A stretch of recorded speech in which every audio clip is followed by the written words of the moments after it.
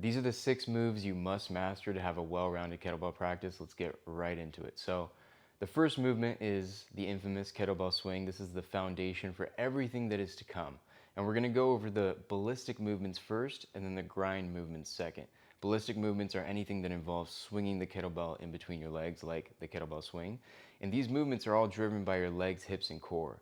Your arms are just along for the ride. Once you master the double-handed swings, we'll get into single-handed swings. And single-handed swings are basically the same principle. It's as if you're jumping without leaving the floor, hinging the hips and exploding with the legs, hips, and core, except with one side of your body. So it's even further working your core and developing the musculature of your core while developing the musculature of your legs, hips, back, and burning more fat as well, because we're doing these sort of explosive movements. That's what a ballistic essentially means. It's as if we're jumping or sprinting and hitting that system, except our feet are never leaving the floor, so we're not getting that negative impact, and we get the weight resistance of the kettlebell.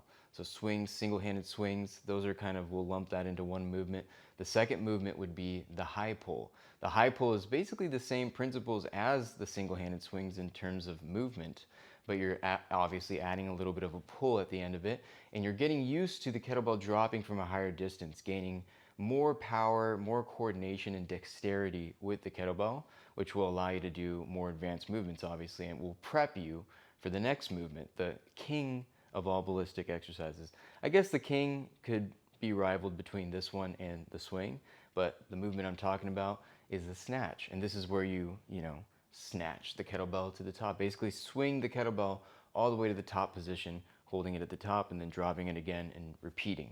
So the snatch is, a little bit more advanced, and that's why the way I teach it is you first master the swing, then you master the single-handed swing, then you master the high pull, and then you master the snatch. The high pulls get you, again, used to dropping that kettlebell from a higher position. And 2 things that you guys want to keep in mind with the snatch is, again, all of the power is coming from your legs, hips, and core. So don't try to pull the kettlebell up with your arm. Drive with your legs, hips, and core. Arm is just along for the ride. And keep that bell as close as possible to your body. The closer you keep it to your body, the less likely it is to bang on your wrist, okay? So those are the main ballistic movements that you need to master. That, again, these are really all you need, but if you want to get more advanced after that, there's a lot of other things you can do with the kettlebell. So those are the ballistic movements you want to really get down that will lay the foundation for a perfect kettlebell practice. And then we have our grind movements. And these grind movements are more of movements that are not swinging in between your legs. They're more exactly how they sound, either squatting or pressing or doing both at the same time. So first movement is obviously the press, and huge mistake people make with this, though, this is the unique thing to kettlebell training, is it's not just a shoulder movement. You're using your whole body, your core, even your legs, a little bounce in your legs. Everything with kettlebell training is involving your full body.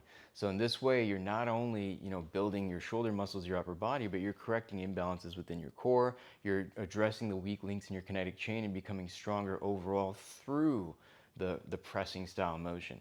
The next movement you'd want to learn is the squat. And this is very intuitive as well, nothing crazy fancy about this movement, but holding it on one side of our body or the other. And that's what makes it so powerful, is it's different than doing like a barbell squat in the gym. You can squat much lower because you're not putting this weight on your back, on your spine.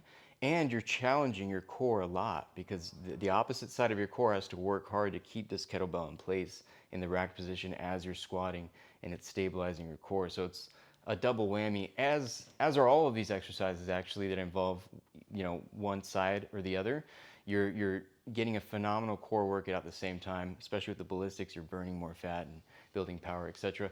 Finally, the last move to learn grind wise would be the thruster, combining basically the squat and the press into one movement. Very intuitive, obviously. Huge mistake people make is they squat, stop, and then press. You want to squat through to the press, letting the squat be the driver, letting it be one smooth motion, right?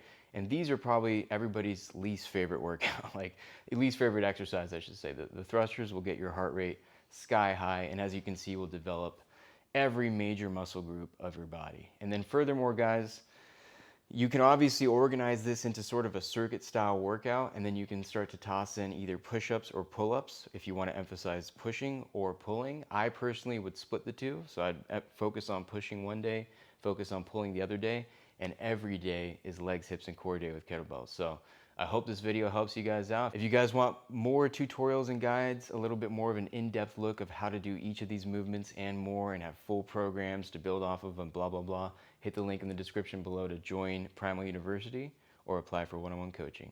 And if you like this, make sure you like and subscribe. We're trying to hit 100K by the end of the year. Let's do it. Peace.